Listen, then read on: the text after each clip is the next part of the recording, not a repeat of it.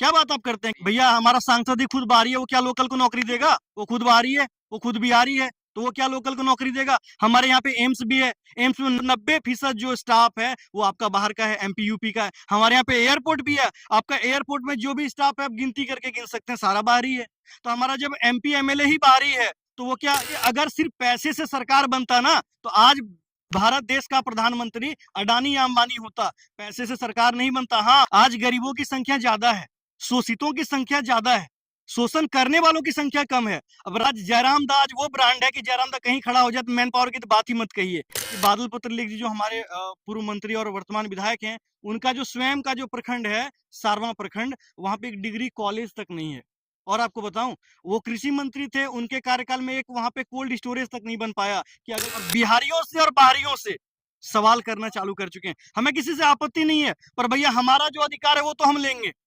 हमारे बाप दादाओं ने ये जो है मतलब अत्याचार सहा, हम नहीं सहेंगे हैं? क्योंकि हमारे विधायक तो 10 साल से लापता हैं, ना वो घर पे मिलते हैं, ना आवास पे मिलते हैं, ना रांची जाने के बाद मिलते हैं। तो आखिर कहाँ उन्हें ढूंढे? कम से कम आपके चैनल के माध्यम से ये सवाल करें ताकि ये सवाल उनके कान तक तो पहुंच जाए। करते हैं आप अपनी किस विधानसभा से आते हैं और बताइए कि वहाँ पे क्या-क्या मुद्दे हैं? जी। मैं धीरज झा, मेरा विधानसभा जो है जरमुंडी विधानसभा है। और आप समस्या की तो बात ही मत करिए, क्योंकि हम लोग हमारी विधानसभा में सिर्फ समस्या ही समस्या है। समाधान की तो आप बात ही मत करिए। क्योंकि अभी आज से 1 महीना पहले हमारे जो वर्तमान विधायक हैं, वो आपके झारखंड प्रदेश के कृषि मंत्री भी थे। कृषि पशुपालन सहकारिता विभाग के मंत्री थे। फिर तो वहाँ पे विकास अच्छा किए होंगे कृषि के क्षेत्र में। विकास नहीं, आप विनाश कहिए। क्योंकि वो कृषि मंत्री थे, लेकिन किसानों के लिए वो उन्होंने विनाश करने का कार्य किया है। उनके कृषि मंत्री होने के बाद से हमारे क्षेत्र में क्या है कि आपका जो कृषि प्रधान क्षेत्र है वो लगभग सभी लोग किसान हैं। वहाँ पे उनके कार्यकाल में वहाँ की जो नदियाँ हैं, वहाँ उसके बालू बेचने का कार्य किया गया, खुलेआम बालू बेचने का कार्य किए हैं। और किसानों के यहाँ पे वहाँ पे मतलब मरने की दुर्दशा है वहाँ पे। आज आपको बस इतना बताना चाहते हैं कि एक मंत्री के विधानसभा क्षेत्र में कहिए आप, या फिर आप ये कहिए कि बादल पत्रलेख जी जो हमारे पूर्व मंत्री और वर्तमान विधायक हैं, उनका जो स्वयं का जो प्रखंड है सारवा प्रखंड, वहां पे एक डिग्री कॉलेज तक नहीं है।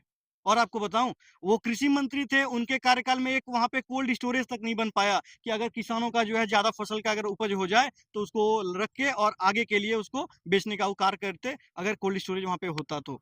उनके कार्यकाल में क्या हुआ मैं वो भी कहता हूँ। उनके कार्यकाल में हुआ कि मंत्री जी के जो भाई थे वो कभी देवघर जिला में 10 करोड़ का, कभी 20 करोड़ का, कभी अभी वर्तमान में वो लगभग 3 महीना पहले 400 करोड़ का एक मकान लेने का कार्य किए हैं। आप जो एलिगेशन लगा रहे हैं, आपके पास कुछ तख्ता बिल्कुल, पुख्ता बिल्कुल, प्रूफ है बिल्कुल कि ऐसे ही बस एलिगेशन लगा रहे बिल्कुल, हैं? बिल्कुल, ये कोई कहानी या मैं आपको कोई गप नहीं सुना रहा हूँ। मैं आपके सामने साक्ष्य के साथ भी प्रस्तुत कर सकता हूँ सारा साक्ष्य कि उन्होंने जो भी कार्य किया, ये मतलब जग जाहिर है। आप ये मुझसे धीरज झा से नहीं, आप हमारी विधानसभा में किसी भी एक भी किसी इंसान को, महिला हो, बुजुर्ग हो, किसी से पूछ सकते हैं। वो आपको गिनती करके ऐसे बता सकती है कि वो क्या मतलब खरीदे हैं और जनता के लिए उन्होंने क्या कार्य किया। मंत्री जी ने अभी तक अपने गाँव के रोड का निर्माण नहीं करा पाया।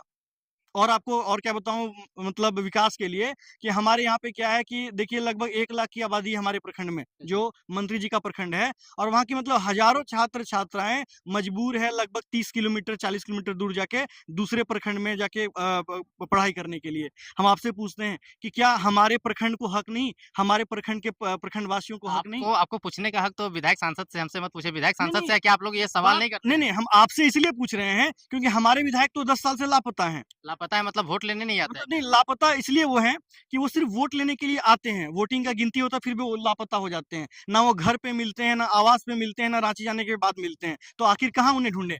कम से कम आपके चैनल के माध्यम से ये सवाल करें ताकि ये सवाल उनके कान तक तो पहुँच जाए कि हाँ भैया, जनता अब सवाल करना शुरू कर चुकी है। वो जो है पूर्ण रूप से लापता हैं। आज वहाँ पे उगाही का कार्य उनके कार्यकाल में उनके भाई करते हैं, उनके पिताजी करते हैं। यही वहाँ की सच्चाई है, यही वहाँ का विकास है।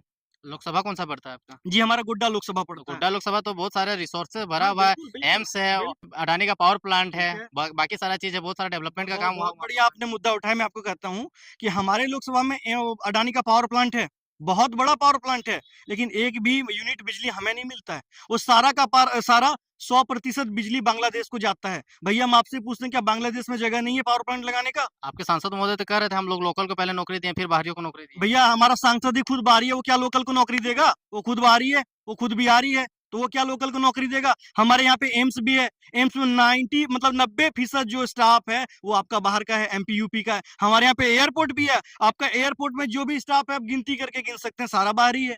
तो हमारा जब एमपी एमएलए ही बाहरी है तो वो क्या यहाँ वाले को क्या हक आप देगा लोग कहाँ कभी? पे खोज रहे हैं? पायलट खोज रहे हैं या फिर हॉस्पिटल में नर्स खोज रहे हैं, डॉक्टर खोज रहे हैं कि क्या खोज रहे हैं? सी या डी ग्रेड में खोज रहे हैं आप लोकल? देखिए, जैसी मतलब जिसकी जितना शिक्षा है, जिसकी जितनी योग्यता है, उसके अनुसार तो नौकरी मिलना चाहिए। यहाँ तक कि भी एक जो सफाई कर्मी भी वो भी बिहार का है। आप जो भी ग्रेड पे जाइए, लगभग सारे जो यहाँ वहाँ पे मतलब लोगों के द्वारा वहाँ पे कार्य किया जा सकता था, वो भी उन्हें हक नहीं मिलता है। इसमें राजनीतिक मौनता क्यों है? लोग वहाँ पे मौन इतने क्यों हैं? वहाँ पे पॉलिटिकल अवेयरनेस की कमी है क्या? तो फिर आप लोग जैसे लोग इतने देखिए मुखर होके जो बात देखिए, कर रहे हैं, आप लोग गाँव घर में जा कर के लोगों को क्यों नहीं समझाते लोग बुझाते हैं? सोए तो ज़रूर थे, लेकिन एक नाम आया, टाइगर जयराम मोहतो। और आपको बस एक उदाहरण के साथ समझाना चाहेंगे कि जंगल में जब टाइगर का कदम पड़ता है ना, तो बहुत सारे कुत्ते-बिल्ली धड़फड़ा के भागने का कार्य करते हैं। जी। और ये टाइगर जयराम का नाम आने के बाद हमारे विधानसभा में भी, हमारे लोकसभा में भी लोग अपने हक अधिकार को जानना शुरू कर चुके हैं और बिहारियों से और बाहरियों से सवाल करना चालू कर चुके हैं। हमें किसी से आपत्ति नहीं है, पर भैया हमारा जो अधिकार है वो तो हम लेंगे। हमारे बाप दादाओं ने ये जो है मतलब अत्याचार सहा, हम नहीं सहेंगे। क्योंकि देखिए, मेरा ये मानना है कि अत्याचार करने से बड़ा पाप अत्याचार सहना है। अगर अत्याचार के खिलाफ लड़ते-लड़ते मर जाएँगे तो वो मंजूर है। लेकिन ये डर के और झुकने का कार्य तो बिल्कुल कतई नहीं लेकिन करेंगे। आप झा जी, आप तो कहीं न कहीं माहौल बना रहे हैं बाहरी-भीतरी का, ऐसे तो भाई मारपीट वाली बात हो गजब जाएगी। बात। एक बात बताइए, आप जो मकान बनाए हुए हैं या आपके पिताजी जो मकान बनाए हुए हैं, अगर उसमें हम ज़बरदस्ती घुस जाएँ और आप अगर बोलिएगा भैया आप बाहर हैं, तो आप क्या मतलब सांप्रदायिक लड़ाई लड़ेंगे या अपना अधिकार का आप बात कर रहे हैं? क्या बात आप करते हैं? कैसे सांप्रदायिक लड़ाई? ये हमारे हक की लड़ाई है। अगर हमारा झारखंड हमें ही नहीं मिल रहा है, हमारा देवघर जहाँ के लगभग 60% जो जो वहाँ के सोर्स हैं, उस पे बाहरियों का कब्ज़ा है, क्यों हम आवाज़ नहीं उठाएँ? मान लीजिए वो अगर सोया है, मतलब जब तक सोया तब तक खोया, अब तो बारी है जयराम की। और जयराम के माध्यम से आज हज़ारों छोटे-छोटे नेता, चाहे आप वार्ड से लेके विधानसभा तक देखिए, लोकसभा तक देखिए, आज एक गरीब घर का, एक मिट्टी के मकान वाला लड़का भी ये सपना देख सकता है कि सिस्टम में आके बदलाव हम करने का साहस रखते हैं। क्योंकि देखिए, जो मिट्टी के घर का है, वही मिट्टी के घर के लोगों का तकलीफ समझ सकता है। और जो महल के घर वाला है, महल वाला कभी ये नहीं जान सकता कि आज बारिश का दिन है, बारिश में जब छत टपकता है तो क्या तकलीफ होती है, ये वो मिट्टी का घर वाला ही जानता है। देखिए, ये जो पूंजीपति है ना, जिसके पिताजी सूद पे, जिसके पिताजी इंटरेस्ट पे, जिसके पिताजी गरीबों का खून चूस के बैठे हुए हैं, उनका लड़का जानेगा गरीबी किसको कहते हैं। अरे गरीब का दर्द वो गरीब ही समझ सकता है। आज टाइगर जयराम एक नेता नहीं है, आप नेता मत कहिए, हम तो कहते हैं कि ये मरते हुए झारखंडियों की जो उम्मीद थी ना, उस उम्मीद का एक आस है।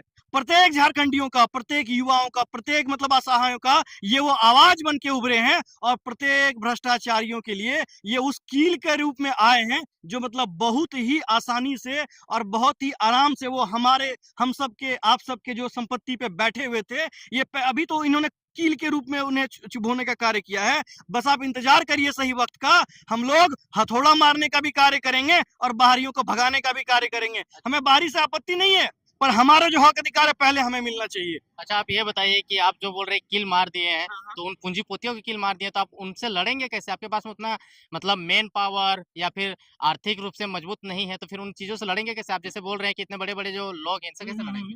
देखिए, मैन पावर की तो बात आप मत करिए। आज जयराम दा आज वो ब्रांड है कि जयराम दा कहीं खड़ा हो जाए तो मैन पावर की तो बात ही मत कहिए। आज गरीबों की संख्या ज़्यादा है, शोषितों की संख्या ज़्यादा है, शोषण करने वालों की संख्या कम है। अब रहा बात कि आप कैसे लड़ेंगे? अब देखिए, अगर सिर्फ पैसे से सरकार बनता ना, तो आज भारत देश का प्रधानमंत्री अडानी या अंबानी होता। पैसे से सरकार नहीं बनता। हाँ, हम लोग डरते हैं और जब तक डरेंगे तब तक मरेंगे। किसी ना किसी को तो साहस करना पड़ेगा। आज देखिए, अपने विधानसभा में हम लोग प्रत्येक घर तक, प्रत्येक मतलब गांव तक जाने का कार्य करते हैं और हमारे कार्य को देखते हुए हमारे अध्यक्ष टाइगर जयराम महतो जी ने अभी हमें केंद्रीय महामंत्री का दायित्व भी दिया है। उस नए दायित्व के साथ, एक नई ऊर्जा के साथ हम लोग कार्य करने का मतलब कार्य कर रहे हैं। और हमारे साथ सिर्फ युवा ही नहीं, हमारे साथ सिर्फ युवा ही नहीं, हमारे साथ बुजुर्ग भी हैं, हमारे साथ महिलाएं भी हैं, हमारे साथ बहनें भी हैं, हमारे साथ प्रत्येक मतलब हर वर्ग का प्रत्येक नागरिक है जिसका शोषण हो रहा है। हम कहते हैं कि झारखंड में अगर कोई रह रहा है, अरे हमारे जयराम दा किसी धर्म विशेष जाति संप्रदाय की बात नहीं करते हैं, हमारे जयराम दा झारखंडियों की बात करते हैं, हमारे जयराम दा शोषितों की बात करते हैं, हमारे जयराम दा स्टूडेंट्स की बात करते हैं, हमारे जयराम दा सबसे बड़ा अपने हक अधिकार की बात करते हैं। ठीक है। आप ये बताइए कि आप बातें तो बहुत अच्छे-अच्छे करते हैं, लेकिन ग्राउंड लेवल पे, बूथ लेवल पे आपका आपका पकड़ कैसा है? लोगों में अवेयरनेस कैसा है? क्या बाहरी को हटा करके आपके आपके जैसे लोगों को आप गद्दी पे ल बैठाने का काम करेंगे? अब बस आप यही उदाहरण समझ लीजिए कैसा है, मैं ज़्यादा इस पे नहीं कहना चाहता हूँ कि एक आज मिट्टी का मकान वाला, खपड़े का मकान वाला आपके सामने लोगों ने भेजने का कार्य किया है। मैं उन सब का उदाहरण हूँ कि उन्होंने ये साहस कर दिया, ये आदेश दिया कि तुम जाओ, जयराम दास से जुड़ो और तुम वहाँ से लेके आओ उनको, और बहुत जल्द उन लोग जो है वहाँ बदलाव करने का भी कार्य करेंगे। क्योंकि अब पूंजीपतियों की सरकार हमें नहीं चाहिए, ना हमारे लोगों को चाहिए, ना हम सबको भी ये मंजूर है। अंत में अपने जरमुंडी विधानसभा के लोगों को क्या संदेश देना चाहेंगे? अ, संदेश के रूप में आप सबसे तो बस ये आग्रह ही कर सकते हैं कि आप सबों ने ये जो मतलब बदलाव लेके आया है अपने बीच में, अपने समाज के बीच में, कि अब पूंजीपतियों की और शोषण करने वालों की और ठेकेदार, घूसखोरों के दबाव से चलने वाली जो विधायक प्रशासन की सरकार है, उन्हें नकारने का आपने जो कार्य किया है, ये जो आपने साहस किया है, इस साहस को मैं सलाम करता हूँ। आपसे निवेदन भी है, इस साहस को बरकरार रखिए। इस जो लड़ाई है, इस लड़ाई को हम अधूरे में नहीं छोड़ेंगे, इस लड़ाई को आगे लेके जाएँगे और एक बहुत ही बेहतरीन, एक बहुत ही मतलब नए सवेरे का इंतज़ार करिए। एक ऐसा सवेरा झारखंड में आने वाला है विधानसभा चुनाव के रूप में, जो आपके बच्चों के लिए, आपके भाइयों के लिए रोजगार की बात करेगा, रोजगार की व्यवस्था करेगा, पलायन को रोकेगा, शिक्षा की जो स्थिति है उसमें बहुत ही बेहतरीन तरीके से बदलाव होगा और एक गरीब घर का लड़का भी सदन तक पहुंचेगा। जोहार। तो ये थे हमारे साथ में जरमुंडी विधानसभा से आए हुए भाई धीरज जो झा। धीरज झा जी, जो कि जरमुंडी विधानसभा के लिए विधायक के लिए फॉर्म भरे हैं। अब आगे क्या होता है, स्क्रूटनी में नहीं होता, वो तो खैर आगे की बात है। तो वीडियो कैसा लगा? वीडियो देखने के लिए धन्यवाद।